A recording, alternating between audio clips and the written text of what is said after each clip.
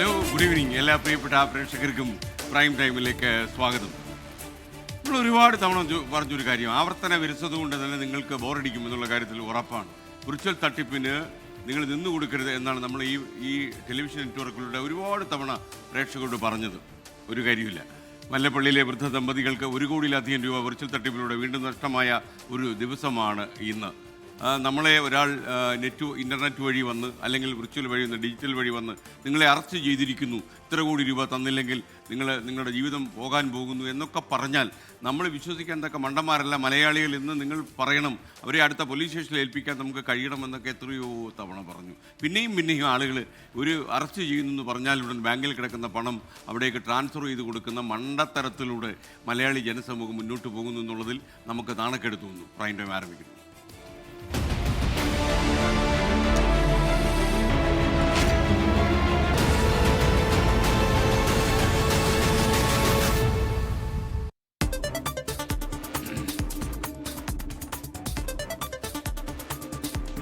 ഒരിക്കൽ കൂടി എല്ലാ പ്രിയപ്പെട്ട പ്രേക്ഷകർക്കും സ്വാഗതം. പ്രൈം ടൈം തുടരുകയാണ്.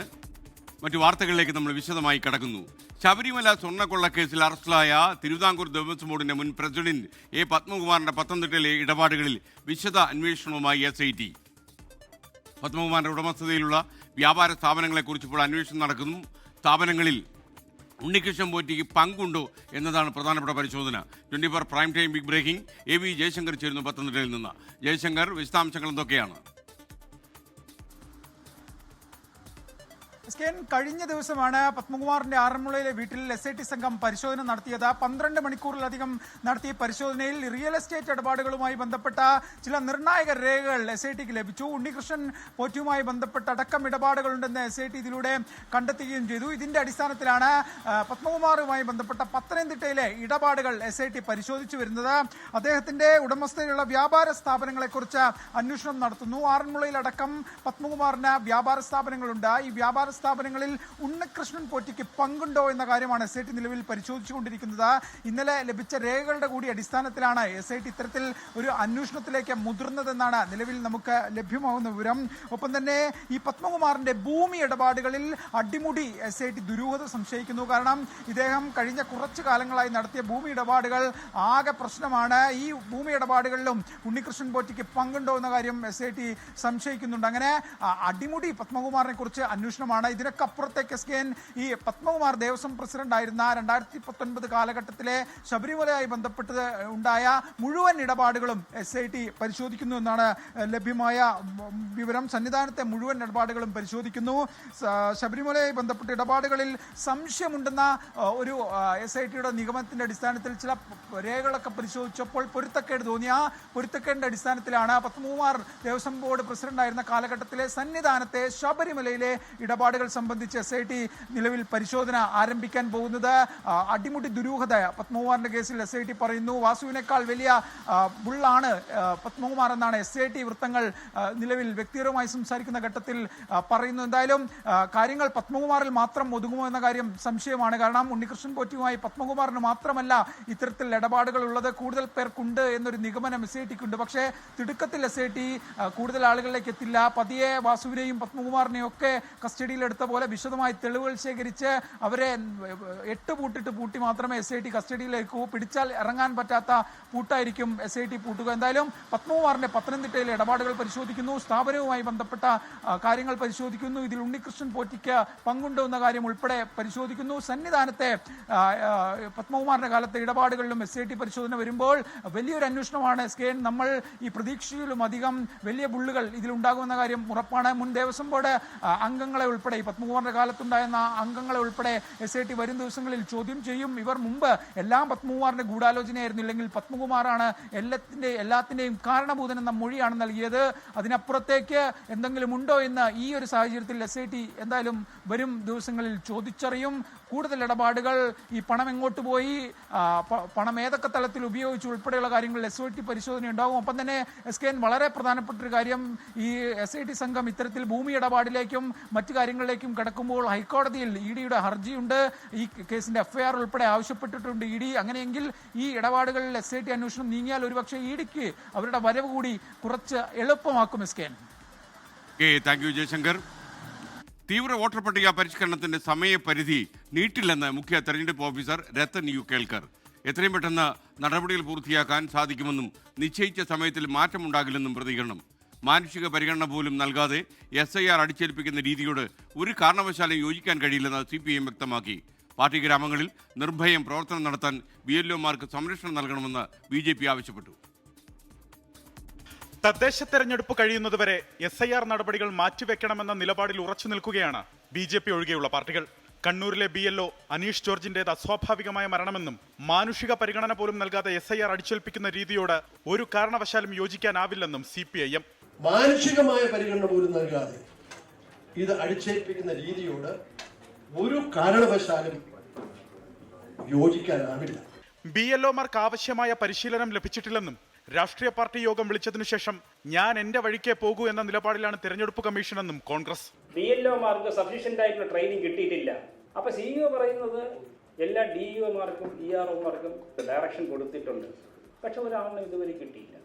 തെരഞ്ഞെടുപ്പ് കമ്മീഷൻ പ്രവാസികളുടെ കാര്യം പരിഗണിക്കുന്നു പോലുമില്ലെന്ന് മുസ്ലിം ലീഗ് പ്രതിനിധി അഡ്വക്കേറ്റ് മുഹമ്മദ് ഷാ പറഞ്ഞു.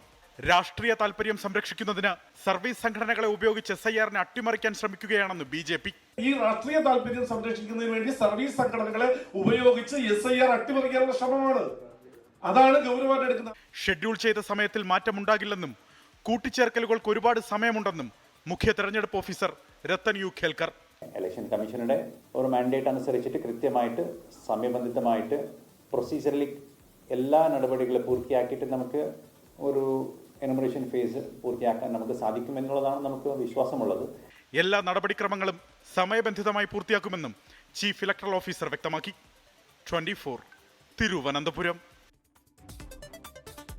ദുബായ് വ്യോമ പ്രദർശനത്തിനിടെ ഇന്ത്യയുടെ തേജസ് യുദ്ധവിമാനം തകർന്നു വീണ സംഭവത്തിൽ അന്വേഷണം ആരംഭിച്ച വ്യോമസേന വിമാനത്തിന്റെ ബ്ലാക്ക് ബോക്സ് കണ്ടെത്താനായി ദുബായ് ഏവിയേഷൻ അധികൃതരുടെ സഹായം തേടി.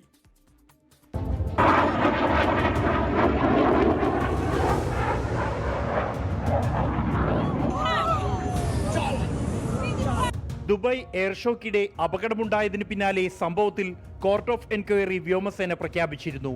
എയർ മാർഷൽ റാങ്കിലുള്ള ഉദ്യോഗസ്ഥന്റെ നേതൃത്വത്തിൽ ആഭ്യന്തര അന്വേഷണം ആരംഭിച്ചു.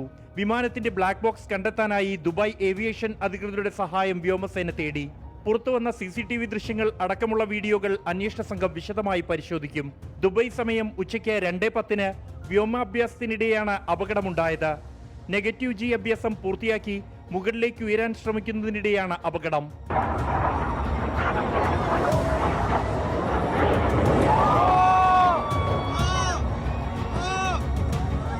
അപകടത്തിൽ വീരമൃത്യു വരിച്ച വ്യോമസേന പൈലറ്റ് വിംഗ് കമാൻഡർ നമൻ സ്യാലിന്റെ മൃതദേഹം ഉടൻ ഡൽഹിയിലേക്ക് എത്തിക്കും. തുടർന്ന് ജന്മനാടായ ഹിമാചൽ പ്രദേശിലെ കാംഗ്രയിലെത്തിച്ച് കുടുംബത്തിന് കൈമാറും.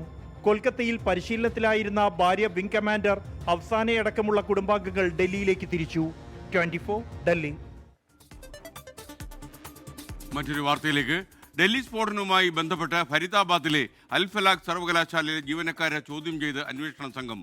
പലരുടെയും മൊഴികളിൽ വൈരുദ്ധ്യമുള്ളതായി അന്വേഷണ സംഘം കണ്ടെത്തി. സ്ഫോടനത്തിന് പിന്നാലെ പലരുടെയും സമൂഹ മാധ്യമ അക്കൗണ്ടുകൾ നിർജ്ജീവമാക്കിയിട്ടുണ്ട്. ചെങ്കോട്ട സ്ഫോടനത്തിലെ NIA അന്വേഷണത്തിലാണ് നിർണായക വിവരങ്ങൾ പുറത്തുവന്നത്.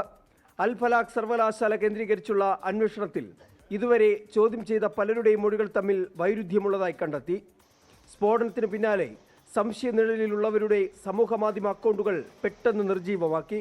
ഇവരുടെ ബാങ്ക് അക്കൗണ്ടുകൾ, ഫോൺ കോൾ രേഖകൾ, സമൂഹ മാധ്യമങ്ങളിലൂടെയുള്ള സംഭാഷണം ഉൾപ്പെടെ പരിശോധിച്ചു വരുന്നതായാണ് അന്വേഷണ സംഘം അറിയിക്കുന്നത്.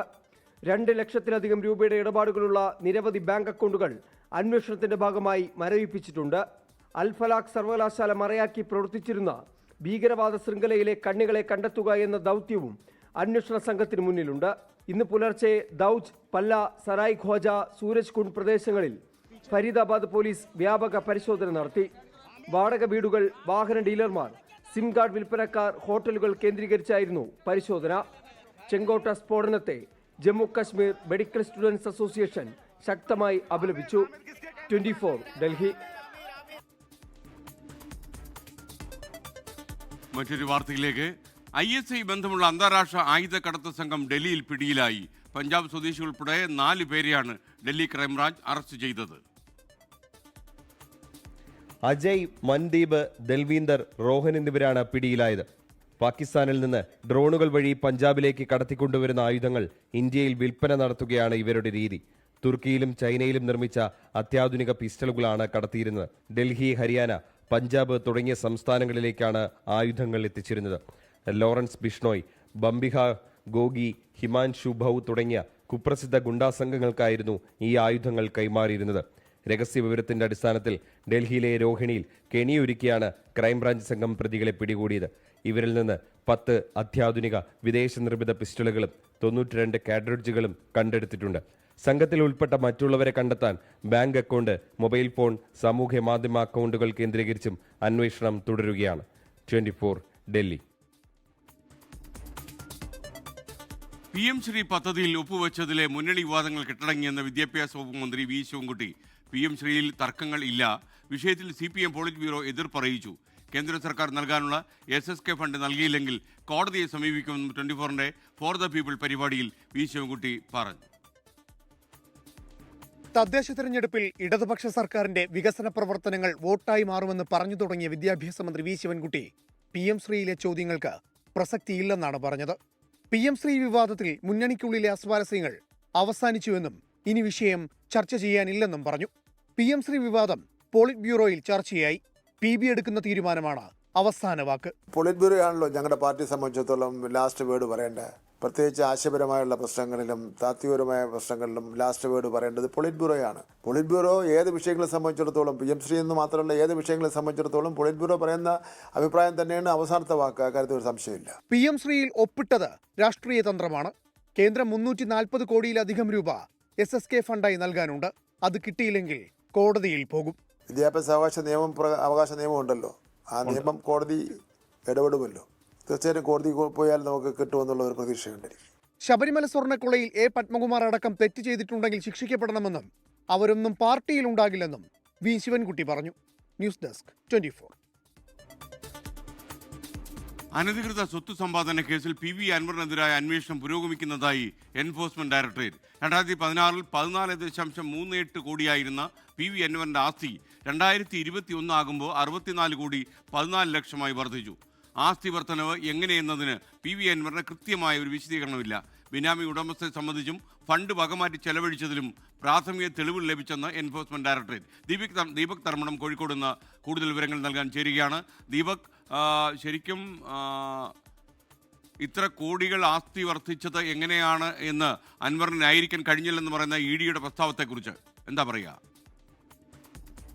SK ഇന്നലെ 24 റിപ്പോർട്ട് ചെയ്ത് തന്നെയാണ് ഇന്നിപ്പോൾ EDയുടെ ഔദ്യോഗികമായ കുറിപ്പായി വന്നിരിക്കുന്നത്. ഈ 2 പേജ് കുറിപ്പിൽ വളരെ കൃത്യമായി തന്നെ അനധികൃത സ്വത്ത് സമ്പാദനം കണ്ടെത്തി കഴിഞ്ഞു എന്ന് ED അതിൽ പ്രസ്താവിക്കുന്നുണ്ട്. അതിൽ ഏറ്റവും നിർണായകമായ കാര്യം 2016-ൽ PV അൻവറിന്, മുൻ MLA PV അൻവറിന് 14.38 കോടിയായിരുന്നു ആസ്തി. എന്നാൽ അത് പിന്നീട് 5 വർഷം കൊണ്ട് നേരെ 64.14 കോടിയായി വർദ്ധിച്ചിരിക്കുന്നു എന്നുള്ളത് ഏറെ നിർണായകമായ കാര്യമാണ്. അതിന് കൃത്യമായ ഉത്തരം നൽകാൻ പറ്റിയില്ല.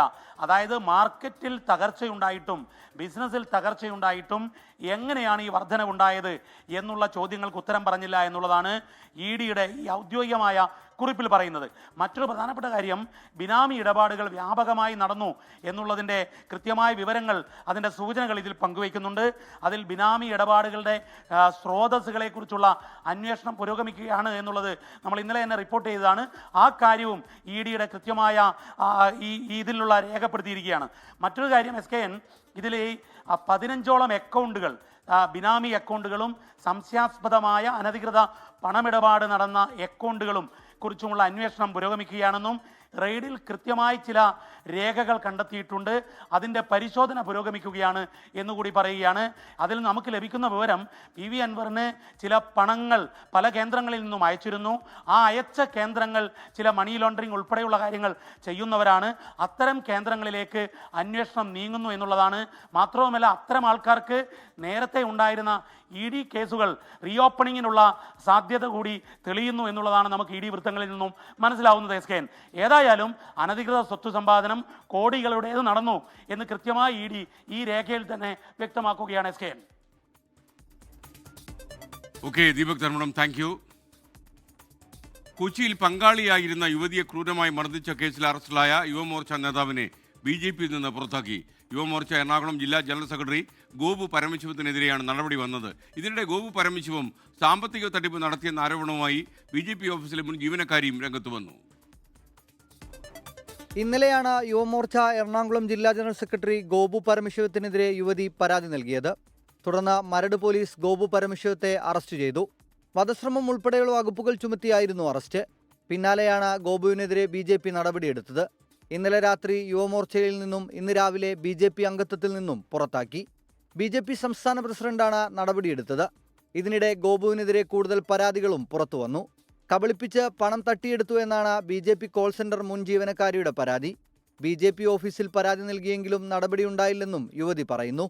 പരാതി നൽകിയതിന് പിന്നാലെ തന്റെ ജോലി പോയെന്നും യുവതി ആരോപിച്ചു. ഗോപു പരമശിവം ഞങ്ങളുടെ ഒരു പേഴ്സണൽ കേസ് കോടതിയിൽ കൊടുക്കാമെന്നും പറഞ്ഞിട്ട് വക്കീലിനെ ഏർപ്പാട് ചെയ്ത് തന്നിട്ട് അതിൽ വക്കീൽ ഫീസാണെന്നും പറഞ്ഞിട്ടാണ് ഞങ്ങളുടെ ഒരു 9,000 രൂപയോളം മേടിച്ചിട്ടുണ്ട്.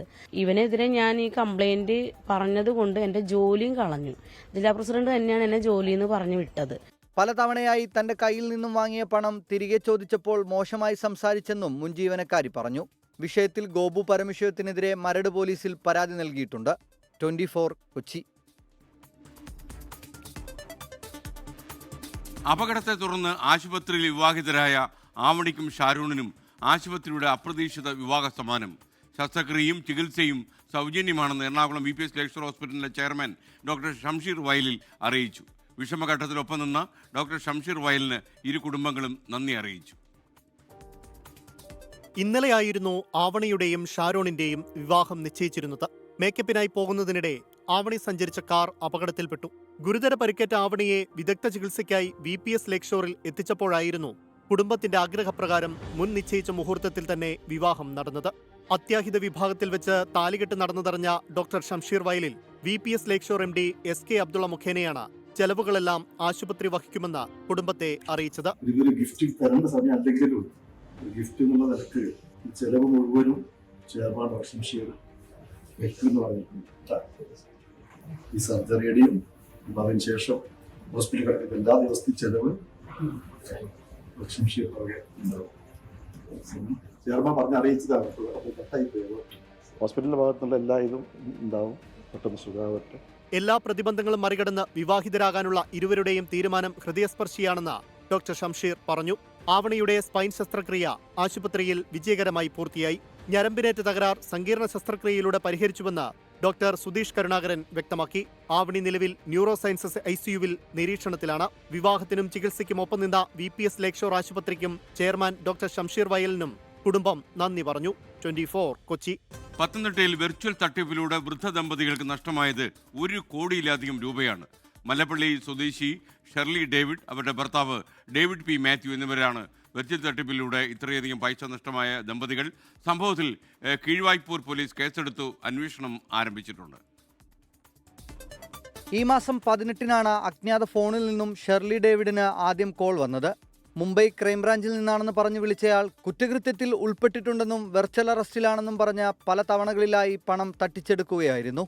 ഫോൺ വിളിച്ചയാൾ ഒരു ഫോൺ നമ്പർ പറയുകയും ഈ നമ്പർ നിങ്ങളുടെ പേരിലുള്ളതാണെന്നും അതിനെതിരെ ആളുകൾ കേസ് ഫയൽ ചെയ്തിട്ടുണ്ടെന്നും ചെമ്പൂർ പോലീസ് സ്റ്റേഷനിൽ നിന്നും ജാമ്യമെടുക്കണമെന്നും പറഞ്ഞു. അല്ലെങ്കിൽ ലോക്കൽ പോലീസ് സ്റ്റേഷനിലേക്ക് വാറണ്ട് അയച്ച് അറസ്റ്റ് ചെയ്യുമെന്നും ഭീഷണിപ്പെടുത്തി. 1 മിനിറ്റ് കഴിഞ്ഞ മറ്റൊരു ഫോൺ നമ്പറിൽ നിന്നും വിളിച്ച് നിങ്ങളുടെ പേരിൽ നരേഷ് ഗോയലിന്റെ അക്കൗണ്ടിൽ നിന്നും 20 ലക്ഷം രൂപ വന്നിട്ടുണ്ടെന്നും അതുകൊണ്ട് ആ കേസിലും പ്രതിയാണെന്നും പറഞ്ഞ ദമ്പതികളെ ഭീഷണിപ്പെടുത്തി. 1.40 കോടി രൂപയാണ് ദമ്പതികൾക്ക് ആകെ നഷ്ടമായത്. പണം നഷ്ടപ്പെട്ട ദമ്പതികളും കുടുംബവും അബുദാബിയിൽ താമസക്കാരാണ്. കഴിഞ്ഞ 8-ാം തീയതിയാണ് ഇവർ നാട്ടിൽ വന്നത്. സംഭവത്തിൽ കീഴ്വായ്പൂർ പോലീസ് കേസെടുത്ത് അന്വേഷണം ആരംഭിച്ചു. 24 പത്തനംതിട്ട. ഇനി ശബരിമലയിലേക്ക് ശരണം സന്നിധാനം. ശരണം സന്നിധാനം പവേർഡ് ബൈ രമേശ് RG നല്ലെണ്ണ. ആർജിക്കാം നല്ലൊരു പ്രാർത്ഥനാശീലം. കളർ മങ്ങാത്ത വൃത്തി. Lake roll car shampoo. co-sponsored by BLM Kerala, Tamil Nadu, Pondicherry. ശബരിമലയിൽ സ്പോട്ട് ബുക്കിംഗിന്റെ എണ്ണം തീരുമാനിക്കാൻ പ്രത്യേക കമ്മിറ്റി രൂപീകരിച്ചു. ഓരോ ദിവസവും തീർത്ഥാടകരുടെ എണ്ണം അനുസരിച്ചായിരിക്കും സ്പോട്ട് ബുക്കിംഗ് ക്രമീകരിക്കുക. ദേവസ്വം വകുപ്പ് മന്ത്രി VN വാസവന്റെ അധ്യക്ഷതയിൽ ചേർന്ന യോഗത്തിലാണ് തീരുമാനമെടുത്തത്. ഓരോ ദിവസത്തെയും സ്പോട്ട് ബുക്കിംഗ് പ്രത്യേക കമ്മിറ്റിയായിരിക്കും ഇനി മുതൽ നിയന്ത്രിക്കുക. ന്യൂനതകൾ പരിഹരിച്ച് ശബരിമല തീർത്ഥാടനം സുഗമമാക്കാനാണ് പമ്പയിൽ മന്ത്രി വി എൻ വാസവൻ അടിയന്തര യോഗം വിളിച്ചത്. ഹൈക്കോടതി നിർദ്ദേശത്തിന്റെ അടിസ്ഥാനത്തിൽ ഓരോ ദിവസവും സ്പോട്ട് ബുക്കിംഗിന്റെ എണ്ണം തീരുമാനിക്കാൻ പ്രത്യേക കമ്മിറ്റി രൂപീകരിച്ചു. Police chief coordinator, Sabarimala executive officer, special commissioner എന്നിവർ അടങ്ങുന്നതാണ് സമിതി. നിലവിൽ 18ാം പടിയിൽ 1 മിനിറ്റിൽ ശരാശരി 70 പേരാണ് കയറുന്നത്. അത് 85 ഉയർത്തും. അതിലൂടെ കൂടുതൽ പേർക്ക് ദർശനത്തിന് അവസരം ലഭിക്കും. പരിചയസമ്പന്നരായ കൂടുതൽ പോലീസുകാരെ നിയോഗിക്കും. എല്ലാ ദിവസവും സന്നിധാനത്ത് ADMന്റെ നേതൃത്വത്തിൽ ദേവസ്വം ബോർഡ് പ്രതിനിധിയും പോലീസ്, ആരോഗ്യം, ഫയർഫോഴ്സ്, വനം, വാട്ടർ അതോറിറ്റി, പൊതുമരാമത്ത് എന്നിവരുടെ സംയുക്ത യോഗം ചേരും. ചർച്ചയിൽ ഉന്നയിക്കപ്പെടുന്ന പ്രശ്നങ്ങൾ ഉടൻ പരിഹരിക്കും. നിലയ്ക്കലിലെ പാർക്കിംഗ് സ്ഥലം പൂർണ്ണമായും ഉപയോഗിക്കുന്നതിന് അടിയന്തര നടപടി സ്വീകരിക്കും. യോഗ തീരുമാനത്തിന്റെ അടിസ്ഥാനത്തിൽ ദിവസവേതനത്തിന് ആളുകളെ ക്ഷണിച്ച് ദേവസ്വം ബോർഡ് പരസ്യം പ്രസിദ്ധീകരിച്ചു. പമ്പ, നിലയ്ക്കൽ, എരുമേലി എന്നിവിടങ്ങളിലേക്കാണ് ആളുകളെ എടുക്കുന്നത്. ആകെ 300 പേരെയാണ് നിയമിക്കുക. അതേസമയം ശബരിമലയിൽ തീർത്ഥാടന തിരക്ക് തുടരുകയാണ്. ഇന്ന് ഉച്ചവരെ 50,000 പേർ ദർശനം നടത്തി. ഇന്നലെ 86,000 പേരാണ് ദർശനത്തിനായി എത്തിയത്. തിരക്ക് നിയന്ത്രണ വിധേയമാണ്. വെർച്വൽ ക്യൂ വഴി ബുക്ക് ചെയ്യുന്ന തീർത്ഥാടകർ അവർക്ക് അനുവദിച്ച സമയം കൃത്യമായി പാലിക്കണമെന്ന് പോലീസ് അറിയിച്ചു. സുരക്ഷയ്ക്കായി 140 അംഗ റാപ്പിഡ് ആക്ഷൻ ഫോഴ്സും ഇന്ന് സന്നിധാനത്തെത്തി. 24 പത്തനംതിട്ട. മലയാളികളെ കുറിച്ച് പ്രേക്ഷകർ പറയുന്നത് ക്യാഷ് ഉണ്ടാക്കാൻ അറിയാം, പക്ഷേ ചോർന്നു പോകാത്ത സൂക്ഷിക്കാൻ അറിയില്ല എന്നാണ് പറയുന്നത്. അതുപോലെ മാത്യു പറയുന്നു അക്കൗണ്ടിൽ പണം ഉണ്ടെങ്കിൽ അറസ്റ്റ് ചെയ്യാൻ ഉടൻ കള്ളൻ വരും. എന്താ അവസ്ഥ എന്നാണ് ചോദിക്കുന്നത്. അതായത് കണ്ണൻ അതുപോലെ പറയുന്നത് മറ്റ് സംസ്ഥാനങ്ങളിൽ വീട്ടിൽ നിന്ന് പുറത്തു പോകുന്ന ആളുകൾ ഇപ്പോൾ വരാമെന്ന് പറയുന്നു. ഇപ്പോൾ പുറത്തു പോകുന്നവർ എല്ലാ ഇൻഷുറൻസ് രേഖകളും റെഡിയാക്കി വെച്ചിട്ട് പുറത്തു പോകുന്നു. അങ്ങനെയുള്ളൊരു അവസ്ഥയൊന്നും കേരളത്തിലായില്ല. അപ്പോൾ ഇതൊക്കെ നമ്മുടെ വിദേശ നാടുകളിലൊക്കെ ഇരുന്ന് മലയാളികൾ കേട്ടുകൊണ്ടിരിക്കുമ്പോൾ കേരളത്തിൽ പുറത്തിറങ്ങാൻ പറ്റാത്ത അവസ്ഥയാണ് എന്നൊന്നും വിശ്വസിച്ച് കളയാതെ അങ്ങനെ ഒരു അവസ്ഥയൊന്നും കേരളത്തിലില്ല. പക്ഷേ നമ്മുടെ ആളുകളെ തട്ടിക്കാൻ വളരെ, അല്ലെങ്കിൽ അവരെ എന്തെങ്കിലുമൊക്കെ പറഞ്ഞ് പറ്റിക്കാൻ വളരെ എളുപ്പമാണ് എന്നത് ഇന്നും കൂടെ തെളിഞ്ഞു. ഇനി ഏറ്റവും സങ്കടകരമായ ഒരു വാർത്തയിലേക്ക് നമ്മൾ പോവുകയാണ്. ജമ്മു കാശ്മീരിലെ പൂഞ്ചിൽ മലയാളി സൈനികന് വീരമൃത്യു. സുബൈദാർ സജീഷ് കെയാണ് ഡ്യൂട്ടിക്കിടയിൽ കൊക്കയിൽ വീണ് മരിച്ചത്. കൂടുതൽ വിവരങ്ങൾ ഡൽഹിയിൽ നിന്ന് ആർ അച്യുതൻ നൽകും. പറയൂ അച്യുതൻ, എന്താ സംഭവിച്ചത്?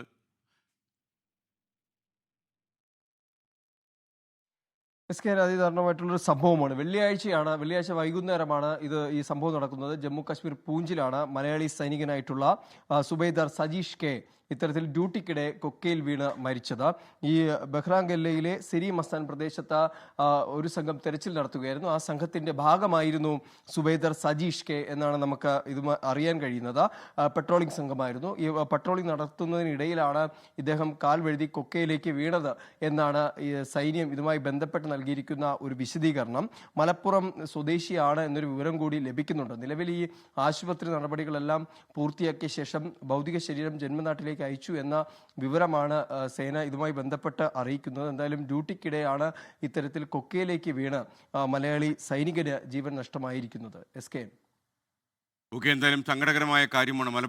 മലപ്പുറം സ്വദേശിയായ സുബൈദാർ സജീഷ് കെയാണ് ഡ്യൂട്ടിക്കിടെ കൊക്കയിൽ വീണ് മരണം സംഭവിച്ചത്. എന്തായാലും ദുഃഖാർത്ഥരായ കുടുംബത്തിനോട് നമ്മുടെ ആദരാഞ്ജലികൾ നമ്മൾ അർപ്പിക്കുന്നു. ദേവൂട്ടി വിജയ് പറയുകയാണ്, ഞാനിപ്പോൾ ഇതിൽ മെസ്സേജ് ഇടാറില്ല, മനസ്സിനൊരു സുഖമില്ല. 24 ന്യൂസ് കാണും, TV-യിൽ ഫോൺ എടുക്കാറില്ല. എല്ലാവരുടെയും പ്രാർത്ഥനയുണ്ടല്ലോ, അനിയന് വേഗം സുഖമാവും എന്ന്. ദേവൂട്ടി, താങ്കൾ എളുപ്പം സുഖം പ്രാപിക്കട്ടെ എന്നാണ് ഞങ്ങളുടെ ആഗ്രഹം. ഞങ്ങളൊക്കെ കൂടെ ഉണ്ട് എന്ന് വിശ്വസിക്കുക. ടാൽജിത്ത് പറയുന്നു, ജസ്റ്റ് എ സജഷൻ, 24 അല്ലാതെ വീട്ടിൽ വേറെ ഒരു ചാനൽ വയ്ക്കില്ല എന്ന് വ്രതം എടുത്തിട്ടുണ്ടെങ്കിൽ അത് തടയാൻ ഞാൻ ആളല്ല. താങ്കൾ തടയാൻ പോകരുത്, ആളല്ലെന്നല്ല പറയുന്നത് കേട്ടോ, തീർച്ചയായിട്ടും. വീണ ജയൻ പറയുന്നു, 1 കോടിക്ക് മേലെ അങ്ങ് കൊടുക്കണം ഇത് മോഷ്ടാവിനെ. അപ്പോൾ നമ്മളെന്തായാലും ഇത്തവണ കൂടി ഞാൻ ഒരിക്കൽ കൂടി പറയുന്നു, ഈ ടെലിവിഷനിലോ ഇൻ്റർനെറ്റിലോ അങ്ങനെ പ്രത്യക്ഷപ്പെട്ടിട്ട് നിങ്ങളെ വിർച്വൽ അറസ്റ്റിന് വിധേയമാക്കുന്നു, നിങ്ങളെ അറസ്റ്റ് ചെയ്തിരിക്കുന്നു, നിങ്ങളുടെ പാക്കറ്റിൽ മയക്കുമരുന്ന് കണ്ടു, അതല്ലെങ്കിൽ നിങ്ങൾ തീവ്രവാദി ഗ്രൂപ്പിൽ ചേർന്നു, ഇങ്ങനെയൊക്കെ പറയുന്ന ഒരുപാട് ആരോപണങ്ങളുമായി വന്നാൽ ചേട്ടനോട് പറയേണ്ടത് അടുത്ത പോലീസ് സ്റ്റേഷനിലെ നമ്പർ പറഞ്ഞു കൊടുക്കുകയാണ് വേണ്ടത്. നിങ്ങൾ ഒരിക്കൽ കൂടി പറയുന്നു, വിർച്വൽ അറസ്റ്റ് ചെയ്യാനോ ഇൻ്റർനെറ്റ് വഴി ഒരാളെ അറസ്റ്റ് ചെയ്യാനോ ഇന്ത്യയിലെ ഒരു അന്വേഷണ ഏജൻസിക്കും അധികാരമില്ല, അത് നിയമപരമല്ല താനും. അതുകൊണ്ട് അങ്ങനെ ഒരു സംഭവമേ ഇല്ല എന്ന് നിങ്ങൾ വിശ്വസിക്കുക. അങ്ങനെ ആരെങ്കിലും പറയുകയാണെങ്കിൽ അയാളുടെ ഒരു ഫോട്ടോ എടുത്ത് വയ്ക്കുക, അടുത്ത പോലീസ് സ്റ്റേഷനിലേക്ക് ഫോൺ ചെയ്യുകയും ചെയ്യുക. ഇനി തെരഞ്ഞെടുപ്പ് ചൂടിൽ കേരളം.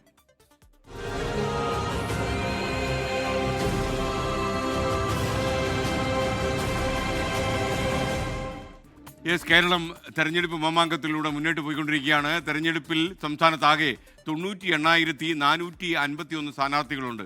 2,261 നോമിനേഷനുകൾ തള്ളിക്കളഞ്ഞു. കൂടുതൽ നോമിനേഷനുകൾ തള്ളിയത് തിരുവനന്തപുരം ജില്ലയിലാണ്. 527 നോമിനേഷനുകളാണ് ജില്ലയിൽ തള്ളിക്കളഞ്ഞത്. ഉമേഷ് ബാലകൃഷ്ണൻ കണക്കിൻ്റെ കൂടുതൽ ശാസ്ത്രം നമ്മോട് പറയൂ Umesh Balakrishnan. Good evening S K N. ഇന്നായിരുന്നു സൂക്ഷ്മ പരിശോധന. ഈ സൂക്ഷ്മ പരിശോധനയ്ക്ക് ശേഷമുള്ള പ്രാഥമിക കണക്കുകളാണ് ഇപ്പോൾ പുറത്തു വന്നിരിക്കുന്നത്. ഇത് പ്രകാരം 2,261 നാമനിർദ്ദേശ പത്രികകൾ ഇന്നത്തെ സൂക്ഷ്മ പരിശോധനയെ തുടർന്ന് തള്ളി. അതിൽ 1,228 പത്രികകൾ സ്ത്രീകളുടെയും 1,033 പത്രികകൾ പുരുഷന്മാരുടേതുമാണ്. ഏറ്റവും കൂടുതൽ പത്രികകൾ തള്ളിയിരിക്കുന്നത് തിരുവനന്തപുരം ജില്ലയിലാണ്. തിരുവനന്തപുരം ജില്ലയിൽ 527 പത്രികകളാണ് തള്ളിയത്. രണ്ടാമത് കോട്ടയം ജില്ലയിലാണ്. കോട്ടയം ജില്ലയിൽ 401 പത്രികകൾ തള്ളി. എറണാകുളം ജില്ലയിൽ 348 പത്രികകളും തള്ളി. ഏറ്റവും കുറവ് പത്രികകൾ തള്ളിയിരിക്കുന്നത് കൊല്ലം ജില്ലയിലാണ്. കൊല്ലം ജില്ലയിൽ 49 പത്രികകളാണ് തള്ളിയത്. ഒപ്പം കാസർഗോഡ് ജില്ലയിൽ 51 പത്രികകളും തള്ളിയിട്ടുണ്ട്.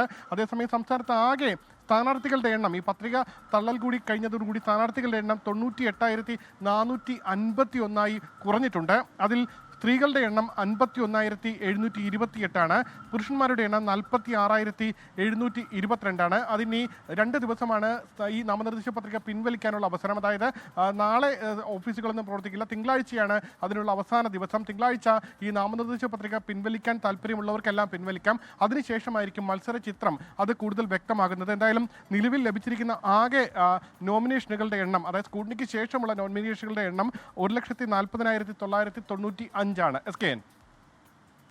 Okay, thank U Umesh Balakrishnan. തദ്ദേശ തെരഞ്ഞെടുപ്പിന്റെ സൂക്ഷ്മ പരിശോധന അവസാനിച്ചപ്പോൾ എറണാകുളത്ത് UDF തിരിച്ചടി. എറണാകുളം ജില്ലാ പഞ്ചായത്ത് സ്ഥാനാർത്ഥിയുടെ പത്രിക തള്ളിപ്പോയി. കടമക്കുടി ഡിവിഷനിൽ നിന്ന് മത്സരിക്കുന്ന LC ജോർജിന്റെ പത്രികയാണ് തള്ളിയത്. വയനാട്ടിലും കൊല്ലത്തും കോട്ടയത്തും UDF സ്ഥാനാർത്ഥിയുടെ പത്രിക തള്ളിയിട്ടുണ്ട്. മലപ്പുറം വളാഞ്ചേരിയിലും കൊച്ചി തൃക്കാക്കര നഗരസഭയിലും LDF സ്ഥാനാർത്ഥിയുടെ പത്രികയും തള്ളി. സംസ്ഥാനത്ത് നാമനിർദ്ദേശ പത്രികയുടെ സൂക്ഷ്മ പരിശോധന പൂർത്തിയായപ്പോൾ UDFിലാണ് കൂടുതൽ തിരിച്ചടി. എറണാകുളത്ത് കടമക്കുടി ഡിവിഷനിൽ നിന്ന് ജില്ലാ പഞ്ചായത്തിലേക്ക് മത്സരിക്കുന്ന LC ജോർജിന്റെ പത്രിക തള്ളി. 3 സെറ്റ് പത്രികയിലും ഡിവിഷന് പുറത്തുള്ള ആളുകൾ ഒപ്പിട്ടതാണ് തള്ളാൻ കാരണം. ഡമ്മി സ്ഥാനാർത്ഥിയില്ല. ഉദ്യോഗസ്ഥർ തെറ്റിദ്ധരിപ്പിച്ചുവെന്ന് LC ജോർജ് 24-നോട്. എവിടെയാണോ മത്സരിക്കുന്നത് ആ നിയോജക മണ്ഡലത്തിൽ തന്നെ ആളായിരിക്കണം, വോട്ടറായിരിക്കണം നമ്മുടെ സപ്പോർട്ടർ എന്നുള്ളത്. വൈപ്പിൻ നിയോജക മണ്ഡലത്തിലുള്ള ആൾക്കും ചെയ്യാൻ സാധിക്കും എന്ന് പറഞ്ഞതിൻ്റെ അടിസ്ഥാനത്തിൽ അത് വിശ്വസിച്ചുകൊണ്ട് നോമിനേഷൻ സബ്മിറ്റ് ചെയ്യുകയാണ് ഉണ്ടായത്. ഒരിക്കലും ഉദ്യോഗസ്ഥർ അങ്ങനെ നമ്മളെ മിസ്ലീഡ് ചെയ്യുമെന്ന് നമുക്ക് അറിയില്ലായിരുന്നു. വയനാട് കൽപ്പറ്റ നഗരസഭയിൽ UDFന്റെ നഗരസഭാ ചെയർമാൻ സ്ഥാനാർത്ഥി രവീന്ദ്രന്റെ നാമനിർദ്ദേശ പത്രികയും തള്ളി. CS പ്രഭാകരൻ പകരം സ്ഥാനാർത്ഥിയാകും. കൊല്ലത്ത് വിളക്കുടി പഞ്ചായത്ത് 5-ാം വാർഡ് സ്ഥാനാർത്ഥി നസറുദ്ദീന്റെ പത്രികയും തള്ളി. കോട്ടയം പാമ്പാടി പഞ്ചായത്തിൽ രമണി മത്തായിയുടെ പത്രികയാണ് തള്ളിയത്. എറണാകുളം ആലങ്ങാട് ബ്ലോക്ക് പഞ്ചായത്തിൽ മത്സരിക്കുന്ന സെറീന ഷാജിയുടെയും ജോൺസൺ പുനത്തിലിന്റെയും പത്രിക തള്ളിയത് UDFനെ ഞെട്ടിച്ചു. ഇവിടെ ഡമ്മി സ്ഥാനാർത്ഥികളെ നിർത്തിയിട്ടില്ല. LDFന് കനത്ത തിരിച്ചടിയുണ്ടായത് പാലക്കാട് നഗരസഭയിലാണ്. കർണകി നഗർ വെസ്റ്റ്, വടക്കന്തറ എന്നിവിടങ്ങളിൽ സ്ഥാനാർത്ഥികളുടെ പത്രികകളാണ് തള്ളിയത്. മലപ്പുറം വഴിക്കടവിലും തൃക്കാക്കര നഗരസഭാ ഡിവിഷനിലും മലപ്പുറം വളാഞ്ചേരി നഗരസഭയിലും LDF സ്ഥാനാർത്ഥികളുടെ പത്രിക തള്ളിയിട്ടുണ്ട്. അതേസമയം ട്രാൻസ്ജെൻഡർ അരുണിമയുടെയും തിരുവനന്തപുരം ജില്ലാ പഞ്ചായത്തിലെ UDF സ്ഥാനാർത്ഥി ട്രാൻസ് വുമൺ അമയ പ്രസാദിന്റെയും നാമനിർദ്ദേശ പത്രിക അംഗീകരിച്ചു. ശ്രീനാരായണപുരത്തും ആലപ്പുഴ നഗരസഭയിലും BJPക്കും തിരിച്ചടിയുണ്ടായി. വിവിധ ബ്യൂറോകൾക്കൊപ്പം 24 കൊച്ചി. തദ്ദേശ തെരഞ്ഞെടുപ്പിൽ കണ്ണൂർ ജില്ലയിൽ 9 ഇടങ്ങളിൽ LDF സ്ഥാനാർത്ഥികൾക്ക് എതിരില്ല. മലപ്പട്ടം, കണ്ണപുരം പഞ്ചായത്തുകളിലും ആന്തൂർ നഗരസഭയിലും LDF സ്ഥാനാർത്ഥികൾക്ക് എതിരാളികളില്ല. CPM ഭീഷണി കാരണമാണ് ആന്തൂർ നഗരസഭയിൽ എല്ലായിടത്തും കോൺഗ്രസിന് സ്ഥാനാർത്ഥികളെ നിർത്താൻ പറ്റാത്തതെന്ന് കണ്ണൂർ DCC പ്രസിഡന്റ് മാർട്ടിൻ ജോർജ് ആരോപിച്ചു. മലപ്പട്ടത്തെ റിട്ടേണിംഗ് ഓഫീസറെ മാറ്റണമെന്ന് കോൺഗ്രസ് തെരഞ്ഞെടുപ്പ് കമ്മീഷന് പരാതിയും കൊടുത്തു. കണ്ണപുരം പഞ്ചായത്തിൽ 4ഇടത്താണ് LDFന് എതിരാളികളില്ലാത്തത്. 13-14 വാർഡുകളിൽ UDFും NDയും സ്ഥാനാർത്ഥിയെ നിർത്തിയിട്ടില്ല. 10-ാം വാർഡിലെ UDF സ്ഥാനാർത്ഥിയുടെ പത്രിക സൂക്ഷ്മ പരിശോധനയിൽ തള്ളി. 3-ാം വാർഡിലെ UDF സ്ഥാനാർത്ഥി പത്രിക പിൻവലിച്ചു. മലപ്പട്ടം പഞ്ചായത്തിൽ അടവാപ്പുറം നോർത്തിലും സൗത്തിലും LDF സ്ഥാനാർത്ഥി മാത്രമായിരുന്നു പത്രിക നൽകിയത്. കോവന്തലയിലെ UDF സ്ഥാനാർത്ഥിയുടെ പത്രിക തള്ളിയതോടെ പഞ്ചായത്തിൽ 3ഇടത്ത് LDFനെതിരില്ല. ആന്തൂർ നഗരസഭയിലെ മൊറാഴ വാർഡിൽ മത്സരിക്കുന്ന K രജിത, പൊടിക്കുണ്ട് വാർഡിലെ K പ്രേമരാജൻ എന്നിവർക്കും എതിരാളികളില്ല. UDF സ്ഥാനാർത്ഥികളെ CPM ഭയപ്പെടുത്തുന്നുവെന്ന DCC പ്രസിഡന്റ്. CPIM എതിർപ്പ് മാത്രം കണക്കിലെടുത്താണ് തന്റെ പത്രിക തള്ളിയതെന്ന് മലപ്പട്ടത്തെ UDF സ്ഥാനാർത്ഥി. എല്ലാ സ്ഥലങ്ങളിലും സ്ഥാനാർത്ഥികളെ നിർത്തുവാൻ വേണ്ടിയുള്ള തീരുമാനമെടുക്കുകയും അതിലെ ഒരു 2 സ്ഥലത്ത് നിരന്തരമായ ഭീഷണി കൊണ്ട് 2 സ്ഥലങ്ങളിൽ കൊടുക്കാൻ പറ്റാത്ത സാഹചര്യം എല്ലാവരെയും ഞങ്ങൾ പ്രപ്പോസ് ചെയ്യാൻ വേണ്ടി പോകുന്ന ആ വീടുകളിലൊക്കെ അതിന് ബേക്കിലേ ചെന്ന് അവരെ ഭീഷണിപ്പെടുത്തിക്കൊണ്ട് അന്ന് ആ നോമിനേഷൻ 2 കൊടുക്കാൻ നമുക്ക് സാധിച്ചിട്ടുണ്ട്. കാസർഗോഡ് മടിക്കൈ പഞ്ചായത്തിലെ ബങ്കളം 10ാം വാർഡിൽ LDF സ്ഥാനാർത്ഥിക്കും മംഗൽപാടി പഞ്ചായത്തിലെ 24ാം വാർഡിൽ UDFനും എതിരാളികളില്ല. 24 കണ്ണൂർ. മറ്റൊരു വാർത്തയിലേക്ക്. കണ്ണൂർ മലപ്പട്ടം കൂന്തലയിലെ UDF സ്ഥാനാർത്ഥിയുടെ പത്രിക തള്ളിയതിൽ തിരഞ്ഞെടുപ്പ് കമ്മീഷൻ പരാതി കൊടുത്ത് കോൺഗ്രസ്. റിട്ടേണിംഗ് ഓഫീസറെ മാറ്റണമെന്നാണ് അവർ ആവശ്യപ്പെടുന്നത്. കണ്ണൂരിൽ നിന്ന് മുഹമ്മദ് റഹീസ് തത്സമയം ചേരുന്നു. റഹീസ്, വിശദാംശങ്ങൾ. ഈ മലപ്പട്ടത്തെ UDFന്റെ സ്ഥാനാർത്ഥി, അത് 12ാം വാർഡിലെ UDF സ്ഥാനാർത്ഥി നിത്യശ്രീയുടെ പത്രിക ഇന്ന് തള്ളിയിരുന്നു. അവിടെ എതിരില്ലാതെ CPM സ്ഥാനാർത്ഥി ജയിക്കുന്ന സ്ഥിതിയാണ് നിലവിലുള്ളത്. അപ്പോൾ അവിടെ ഒപ്പിൽ വ്യത്യാസമുണ്ടെന്ന് പറഞ്ഞാണ് ഈ പത്രിക റിട്ടേണിംഗ് ഓഫീസർ തള്ളിയത്.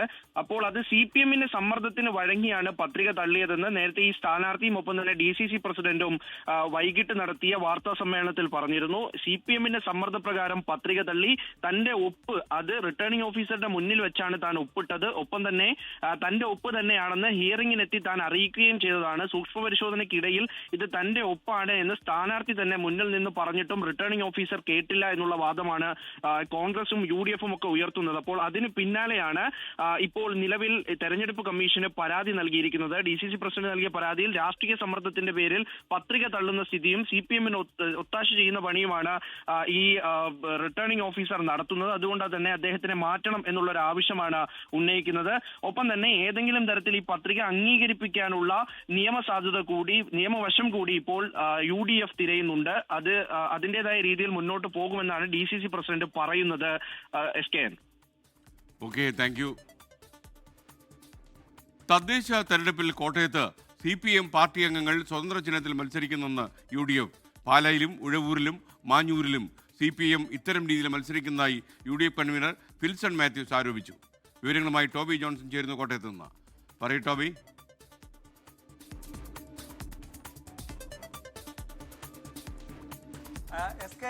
സാധാരണ നമ്മൾ കണ്ടിട്ടുള്ളത് പാർട്ടി അംഗങ്ങൾ അല്ലെങ്കിൽ പാർട്ടിയുടെ ചുമതല വഹിക്കുന്നവരൊക്കെ പാർട്ടി ചിഹ്നത്തിൽ തന്നെ മത്സരിക്കുന്ന, CPMന്റെ ചിഹ്നത്തിൽ തന്നെ മത്സരിക്കുന്ന അല്ലെങ്കിൽ LDF ചിഹ്നത്തിൽ മത്സരിക്കുന്ന കാഴ്ചയാണ് നമ്മൾ കണ്ടിട്ടുള്ളത്. എന്നാൽ അതിൽ നിന്നും വ്യത്യസ്തമായിട്ട് ഇത്തവണ തെരഞ്ഞെടുപ്പിനെ ചില സ്ഥലങ്ങളിൽ നോക്കിക്കാണുന്നു LDF CPM എന്നുള്ളതാണ് നമുക്കിപ്പോൾ മനസ്സിലാക്കാൻ സാധിക്കുന്നത്. ഇപ്പോൾ നമുക്ക് ലഭിക്കുന്ന വിവരമനുസരിച്ച് പാല, അതുപോലെ തന്നെ ഉഴവൂർ, മാഞ്ഞൂർ തുടങ്ങിയ സ്ഥലങ്ങളിൽ ബ്രാഞ്ച് സെക്രട്ടറിമാരടക്കമുള്ളവർ ഇത്തരത്തിൽ പാർട്ടി ചിഹ്നം ഉപയോഗിക്കാതെ സ്വതന്ത്ര സ്ഥാനാർത്ഥികളായിട്ട് മത്സരിക്കുന്നു എന്നുള്ള വിവരമാണ് ലഭിക്കുന്നത്. പാലാ നഗരസഭയിൽ തന്നെ ഏകദേശം 8 സീറ്റുകളാണ് CPI-CPMനുള്ളത്. 6 സീറ്റിൽ CPM മത്സരിക്കുന്നു, 2 സീറ്റിൽ CPI മത്സരിക്കുന്നു. ഇതിൽ ഒരാൾ ഒഴികെ ബാക്കി എല്ലാവരും സ്വതന്ത്ര സ്ഥാനാർത്ഥികളായിട്ട് മത്സരിക്കുന്നു എന്നാണ് മനസ്സിലാക്കാൻ സാധിക്കുന്നത്. കഴിഞ്ഞ തവണ ചെയർമാനായ LDFന്റെ CPMന്റെ ഭാഗത്തു നിന്നും ചെയർമാനായ ജോസിൻ ബിനോ അടക്കമുള്ളവർ ഇത്തരത്തിൽ സ്വതന്ത്ര സ്ഥാനാർത്ഥികളായിട്ട് മത്സരിക്കുന്നു എന്നുള്ള വിവരമാണ്. അതോടൊപ്പം തന്നെയാണ് ഉഴവൂരിലേക്ക് വരികയാണെങ്കിൽ സമാന രീതിയിലുള്ള ചില കാഴ്ചകൾ നമുക്ക് കാണാൻ സാധിക്കുന്നു. ഈ പാർട്ടി ചിഹ്നം ഉപയോഗിക്കാതെ സ്വതന്ത്ര സ്ഥാനാർത്ഥികളായി മത്സരരംഗത്തേക്ക് വരുന്നു. മാഞ്ഞൂരിലും സമാനമായ രീതിയിലുള്ള സംഭവങ്ങളുണ്ട്.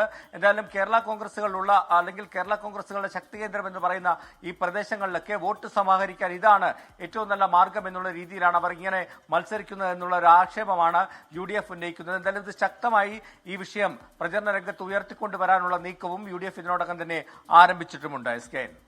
Okay, thank you Toby. Kannan ചോദിക്കുന്നത് എന്താ SKN ഇത് വെള്ളരിക്ക പട്ടണമാണോ? പേടിച്ചാൽ സ്ഥാനാർത്ഥി നിർത്താതിരിക്കാൻ. അപ്പോൾ കോൺഗ്രസിനെ എങ്ങനെ ഭരണത്തിൽ കയറ്റും ഇത്ര പേടിയാണെങ്കിൽ? അതും ന്യായമായൊരു ചോദ്യം തന്നെയാണ്.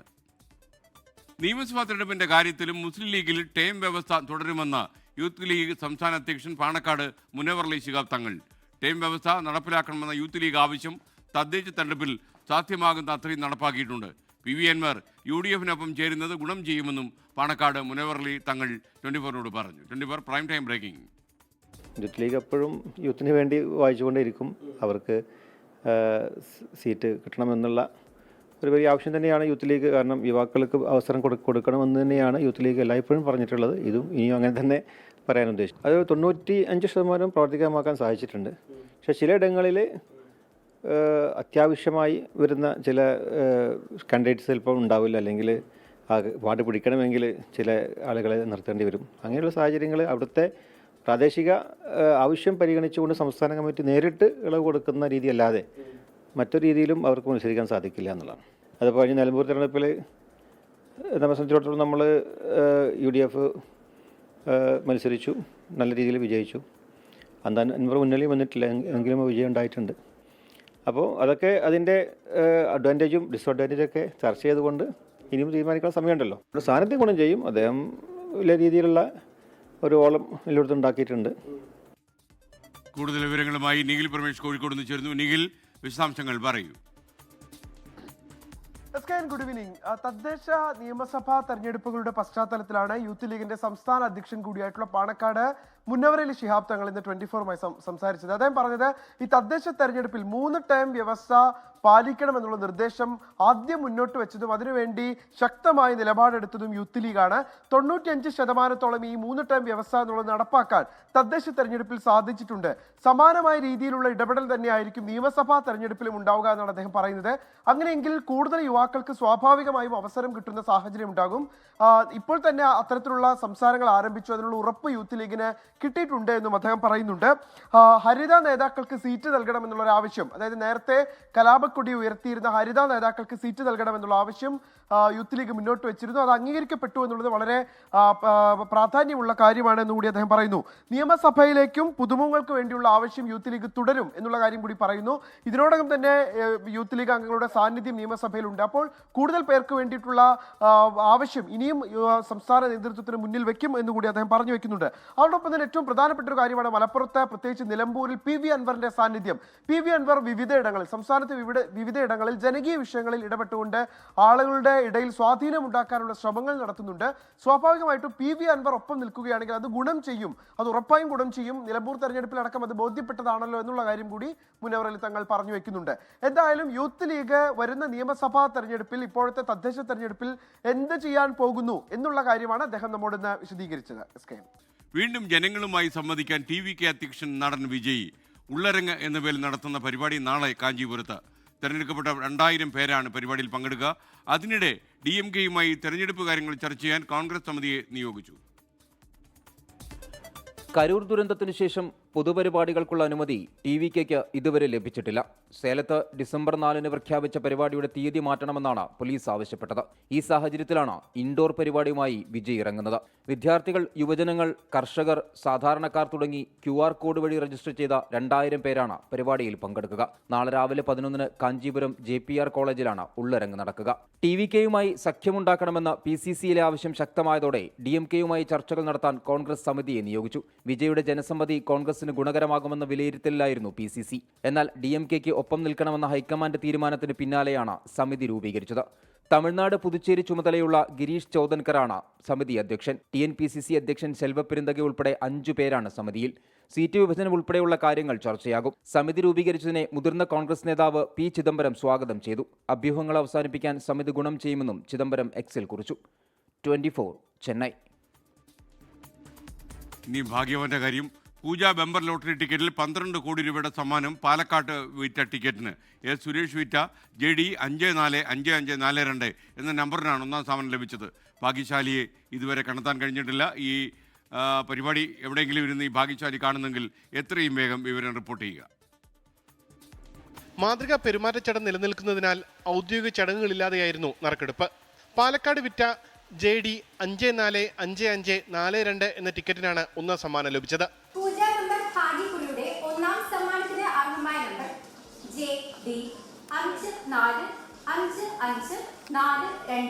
മൂന്നാഴ്ച മുൻപാണ് സമ്മാനാർഹമായ ടിക്കറ്റ് വിറ്റുപോയതെന്നും ടിക്കറ്റ് എടുത്തത് പ്രദേശവാസികളിൽ ആരെങ്കിലും ആകാനാണ് സാധ്യതയെന്നും കിങ് സ്റ്റാർ ലോട്ടറി ഉടമ പറഞ്ഞു. 100% പാലക്കാട് തന്നെയാണ്. പാലക്കാട് ആരോ ഒരു ചില്ലറ വിൽപ്പന ഇവിടെ വന്നത് 22-ാം തീയതിയാണ് ടിക്കറ്റ് ഇട്ടിരിക്കുന്നത്. റീറ്റെയിലിൽ ചില്ലറ വിൽപ്പനയിലൂടെ ടിക്കറ്റ് പോയിരിക്കുന്നത് എന്തായാലും പാലക്കാടുള്ള ആരോ ഒരു വ്യക്തിക്കാണ്. അത് യാതൊരു മാറ്റമില്ല. 2ാം സമ്മാനമായി 1 കോടി രൂപ വീതം ഓരോ പരമ്പരയ്ക്കും, 3ാം സമ്മാനമായി 5 ലക്ഷം രൂപ വീതം 10 പേർക്കും ലഭിച്ചു. കൂടാതെ 4ാം സമ്മാനമായി 3 ലക്ഷം രൂപ വീതം 5 പരമ്പരകൾക്കും, 5ാം സമ്മാനമായി 2 ലക്ഷം രൂപ വീതം 5 പരമ്പരകൾക്കും ലഭിച്ചു. ആകെ 3,32,130 സമ്മാനങ്ങളാണ് പൂജ ബമ്പറിനുള്ളത്. 24 തിരുവനന്തപുരം. ഇനി ഏറ്റവും സങ്കടകരമായ ആ വാർത്തയുടെ തുടർച്ച ആയിട്ടുള്ള വാർത്ത വരുന്നു. ജമ്മു കാശ്മീരിലെ രജൌരിയിലുണ്ടായ അപകടത്തിൽ മരിച്ച മലപ്പുറത്തെ ജവാന്റെ മൃതദേഹം ഇപ്പോൾ കോഴിക്കോട് കരിപ്പൂർ വിമാനത്താവളത്തിൽ എത്തിച്ചിട്ടുണ്ട്.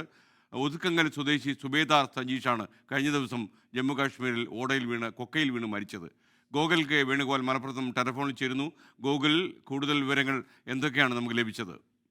SKN അല്പസമയം മുമ്പാണ് ജവാന്റെ മൃതദേഹം കരിപ്പൂർ അന്താരാഷ്ട്ര വിമാനത്താവളത്തിൽ എത്തിച്ചത്. ജമ്മു കാശ്മീർ രജോരിയിലുണ്ടായ അപകടത്തിലാണ് ജവാൻ മരിച്ചിട്ടുണ്ടായിരുന്നത്. ഒതുക്കുന്നൽ ചെറുകുന്ന് കാട്ടുമുണ്ട സുബേദാർ സജീഷാണ് മരിച്ചത്. പെട്രോളിംഗ് ഡ്യൂട്ടിക്കിടെ ഇദ്ദേഹത്തിന്റെ കാൽ വഴുതി കൊക്കയിലേക്ക് വീഴുകയായിരുന്നു. 27 വർഷമായി ഇദ്ദേഹം സൈന്യത്തിൽ ജോലി ചെയ്തു വരികയായിരുന്നു. ഒരു മാസം മുമ്പ് നാട്ടിൽ വന്ന് തിരിച്ചു പോയതാണ്. മൃതദേഹം സൈനിക വിമാനത്തിലാണ് ഇപ്പോൾ കരിപ്പൂർ അന്താരാഷ്ട്ര വിമാനത്താവളത്തിൽ എത്തിച്ചിരിക്കുന്നത്. ബന്ധുക്കൾ ഉൾപ്പെടെയുള്ള ആളുകൾ വിമാനത്താവളത്തിൽ ഉണ്ട്. സൈനിക ഉദ്യോഗസ്ഥരാണ് ഈ മൃതദേഹം സൈനിക വിമാനത്തിൽ ഇവിടെ എത്തിച്ചിട്ടുള്ളത്. വീട്ടിലേക്കായിരിക്കുമോ അല്ലെങ്കിൽ ഏതെങ്കിലും സ്വകാര്യ ആശുപത്രിയിലെ മോർച്ചറിയിലേക്കായിരിക്കുമോ കൊണ്ടുപോകുക എന്ന കാര്യത്തിൽ ഈ മൃതദേഹം പുറത്തെത്തിച്ചു കഴിഞ്ഞാൽ മാത്രമേ തീരുമാനം ആവുകയുള്ളൂ. സൈനിക ഉദ്യോഗസ്ഥർ ഉൾപ്പെടെയുള്ള ആളുകളുടെ തീരുമാനം അതിലൊരു നിർണായകമാകുമെന്നാണ് കഴിയുന്നത്. എന്തായാലും നാളെ രാവിലെ ഇവിടെ പ്രബോധിനി ALP സ്കൂൾ മൃതദേഹം പൊതുദർശനത്തിന് വെക്കുമെന്ന കാര്യത്തിൽ തീരുമാനമായിട്ടുണ്ട്. അതിനുശേഷം വീണ്ടും വീട്ടിലേക്ക് കൊണ്ടുവരികയും പിന്നീട് പൂർണ്ണ ഔദ്യോഗിക ബഹുമതികളോടെ സംസ്കാര ചടങ്ങുകൾ നടക്കുമെന്നുമാണ് അറിയിച്ചിട്ടുള്ളത്. SKN 24 കണക്റ്റും കെ ചിറ്റപ്പള്ളി ഫൗണ്ടേഷനും ചേർന്ന് നിർമ്മിക്കുന്ന 100 വീടുകളിൽ എറണാകുളം ജില്ലയിലെ 3ാമത്തെ വീടിന്റെ താക്കോൽദാനം നടന്നു. എടവനക്കാട് പഞ്ചായത്തിൽ കാവുങ്കൽ വീട്ടിൽ ഷീജ റിജുവിനും മക്കൾക്കുമാണ് വീടൊരുങ്ങിയത്. 24 കണക്ട് അംഗങ്ങളും നാട്ടുകാരും ചടങ്ങിന്റെ ഭാഗമായി.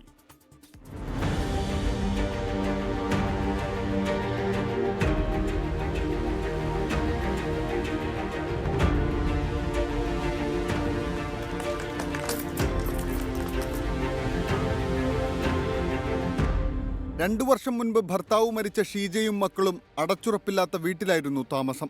എറണാകുളത്തെ ഒരു കടയിലാണ് ഷീജയ്ക്ക് ജോലി. +2-നും 9-ലും പഠിക്കുന്ന മക്കളെ വളർത്താൻ ആകെയുള്ള വരുമാനം ഇതാണ്. സ്വന്തമായി ഒരു വീടില്ലാതെ ബുദ്ധിമുട്ടുമ്പോഴാണ് കൈത്താങ്ങുമായി 24 കണക്റ്റും ചിറ്റിലപ്പള്ളി ഫൗണ്ടേഷനും എത്തിയത്. 24 കൊച്ചി റിപ്പോർട്ടർ ആൻമരിയ സണ്ണി താക്കോൽ കൈമാറി. നന്ദി പറഞ്ഞു കുടുംബം. 24 ചാനലും ചിറ്റിലപ്പള്ളി ഫൗണ്ടേഷനും ചേർന്ന് എനിക്ക് അടച്ചുറപ്പുള്ള വീട് തന്നതിന് ഞാൻ നന്ദി പറയുന്നു. റോട്ടറി ക്ലബ്ബ്, മിലൻ, ദീപ മേഡവും സന്തോഷ് സാറുമാണ് എനിക്ക് ബാക്കി തുക തന്നത്. അവരോട് ഞാൻ നന്ദി പറയുന്നു. Rotary club of Kochi, Milan വനിതാ കൂട്ടായ്മ 2 ലക്ഷം രൂപ സഹായവും നൽകിയിരുന്നു. ചടങ്ങിൽ 24 കണക്ട് ജില്ലാ കോർഡിനേറ്റർ ബീന ജഗദീശൻ, എടവനക്കാട് ഹൈസ്കൂൾ അധ്യാപകൻ ജോർജ് തുടങ്ങിയവർ പങ്കെടുത്തു. 24 കൊച്ചി. എന്തായാലും കാവുങ്കൽ വീട്ടിലെ ഷീജ റിജുവും മക്കളും സന്തോഷമായിട്ട് ആ വീട്ടിൽ താമസിക്കട്ടെ എന്ന് മാത്രമാണ് നമുക്ക് പറയാനുള്ളത്. ദുബായ് എയർ ഷോയ്ക്കിടെ തേജസ് യുദ്ധവിമാനം അപകടത്തിൽപ്പെട്ട് വീരമൃത്യു വരിച്ച പൈലറ്റ് വിംഗ് കമാൻഡർ നമൻ ശ്യാലിൻ്റെ മൃതദേഹം നാട്ടിലേക്ക് കൊണ്ടുവരും. വ്യോമസേനയുടെ പ്രത്യേക വിമാനത്തിലാണ് മൃതദേഹം നാട്ടിലേക്ക് കൊണ്ടുവരുന്നത്. ദുബായിൽ UAE പ്രതിരോധ സേന നമൻ ശ്യാലിൻ്റെ അന്ത്യാഭിവാദ്യം അർപ്പിച്ചു.